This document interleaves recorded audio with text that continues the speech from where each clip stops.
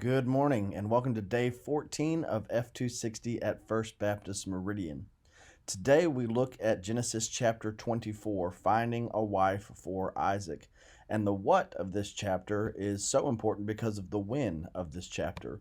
In the chapter right before this, Genesis 23, Isaac's mother, Sarah, dies at the age of 127, and the opening words of Genesis 24 comment that Abraham is getting up there in years.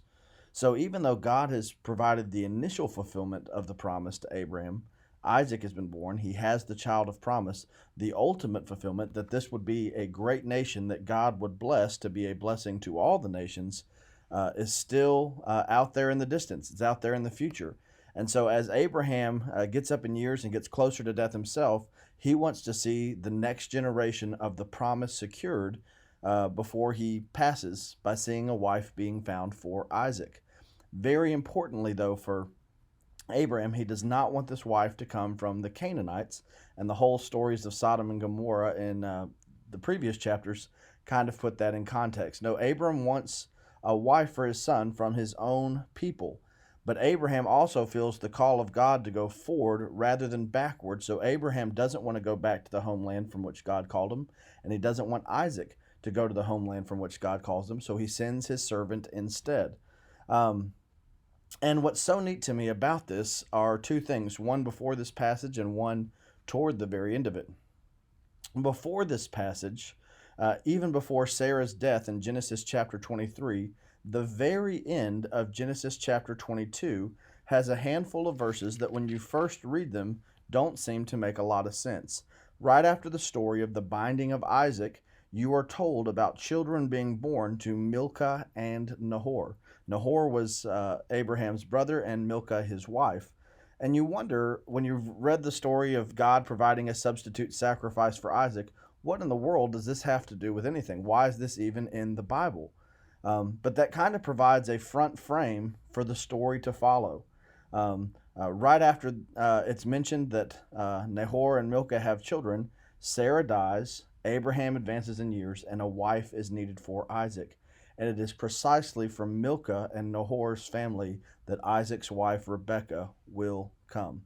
So you have this ongoing dynamic, just as in Genesis 22, God is called Jehovah Jireh, or more literally Yahweh Yireh. God will see to it, God will provide. You see at the end of Genesis 22 with the birth of children to Nahor and Milcah that God is already seeing to the need of a problem that Abraham and Sarah have not recognized. God is seeing to it before they even recognize what's needed. And the reason I think that is so interesting is in Genesis 24, fast forward, when everything plays out, when God provides Rebekah as a wife for Isaac, and Rebekah comes back with Abraham's servant, what's so very interesting to me is the end of the chapter. Starting in verse 61, then Rebekah and her female servants got up, mounted the camels, and followed the man. So the servant took Rebekah and left. Now Isaac was returning from Beer Lahai Roi. Remember this? The well of the living one who sees me, for he was living in the Negev region. So when Isaac and Rebekah meet, he's been at the well of the living one who sees me.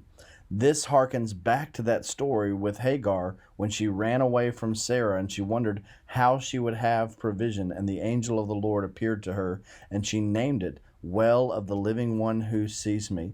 So you're reminded that the same God who created the heavens and the earth by the word of his power and saw that it was good constantly sees to the progression of his promises awaiting fulfillment. There is never a time, not only at the generational level, moment by moment, there is never a time when God loses sight of his promises. Even when we haven't recognized the complications of their fulfillment, God never loses sight of them. And that is so comforting. I was reminded by the quote just yesterday, never hesitate to trust an unknown future to a known God. This is the God who sees me. This is the God who will see to it. And that is great comfort, hope for us trusting him today.